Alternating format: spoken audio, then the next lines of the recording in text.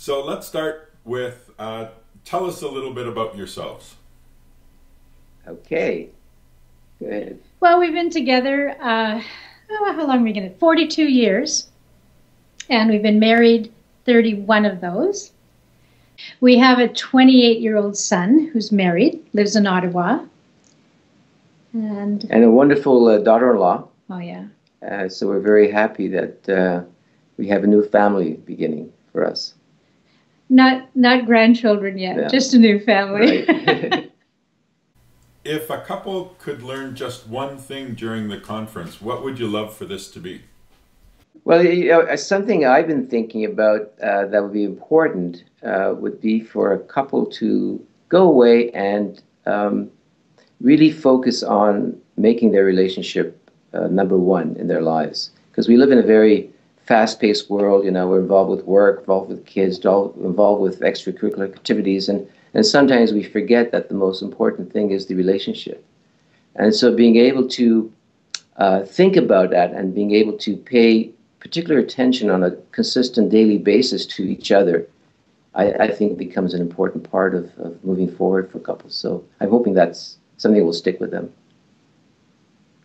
Yeah, your partner is your best friend, is the person that's going to be with you for life. And I hope that they come out of it feeling, this is my partner. We're a team, and we're going to protect each other and help each other feel secure and have each other's back for the rest of our lives. How long have you two been working in this space, and how did you arrive here? Well, we've been working together as co-therapists for the past 15 years.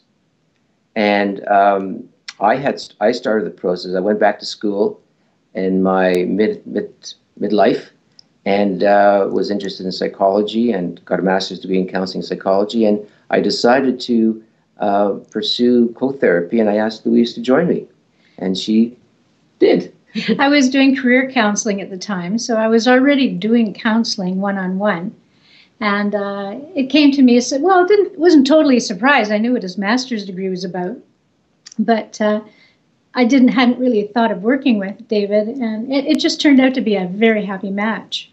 Very easy to do. So we've been doing it for the past 15 years and enjoying every minute of it. So what major themes do you plan to cover in the Banff Couples Conference? Well, we're going to talk about a few things. We're going to talk about the brain and how the brain affects what goes on in a relationship. We're going to talk about attachment styles, how our early attachments with caregivers have an impact on how we relate to our couples, to our partners, and what that does, how we trigger each other because of some of these early experiences, and how we can repair what happens very, very quickly. So the overarching theme is just knowing each other in different ways, knowing where we come from, knowing how to comfort each other when we're in distress, knowing how to relieve distress, understanding why we do and say things we do, so we don't take it personally, so that we can just feel safe and secure that the relationship is a place where we can just be ourselves and be relaxed and be at home. And ultimately, by the end of the conference, we'll help each couple develop a kind of a social contract, an agreement that they have about how are they going to be a couple? What does it look like? And, what are some of the basic principles that they're going to share that are for them, that they can keep each other on track with as time goes on. I've read somewhere about the couple bubble. What does the couple bubble mean to you?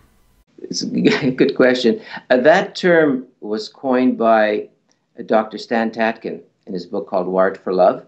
And we were doing some training with him and reading. And so we really liked the concept. And actually, we, as a couple ourselves, we had not used that term, but we talked about for years, right from the beginning of our relationship, about having shared values and beliefs.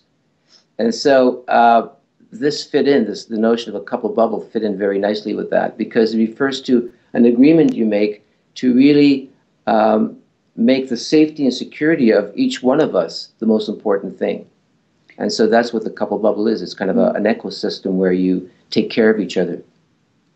Yeah, for us, before we knew the term couple bubble, it was no matter what happened, what was most important was that the two of us felt good together.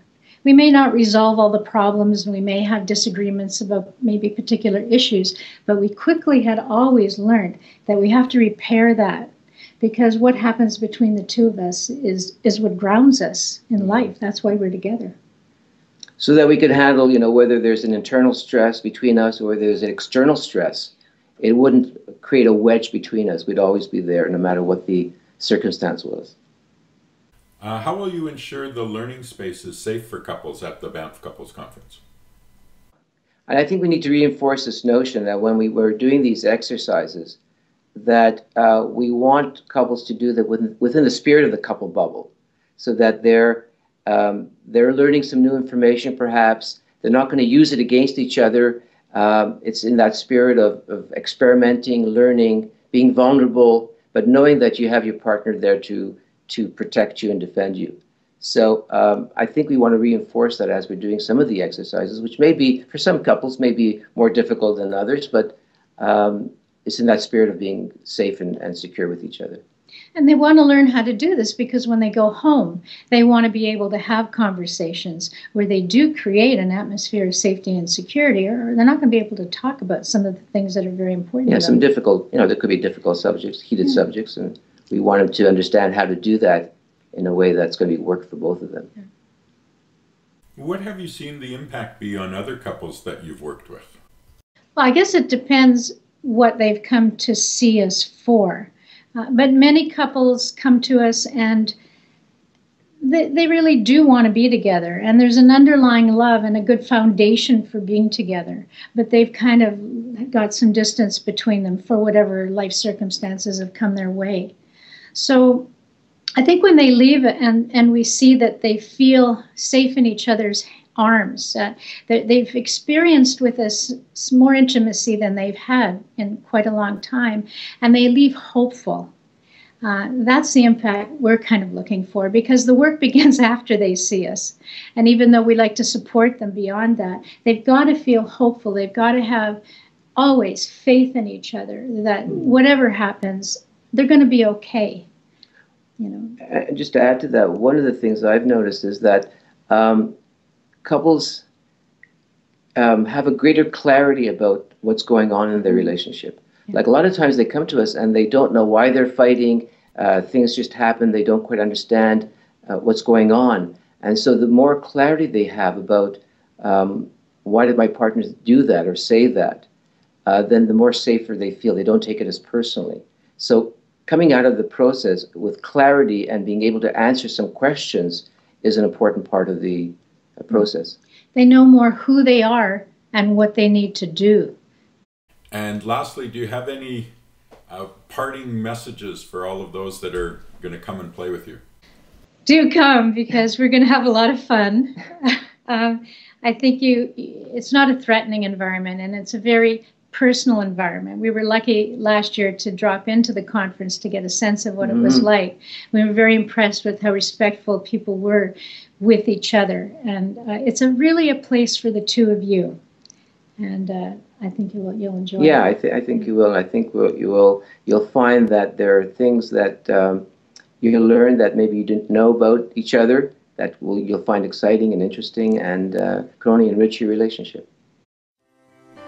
That's great. Thank you very much.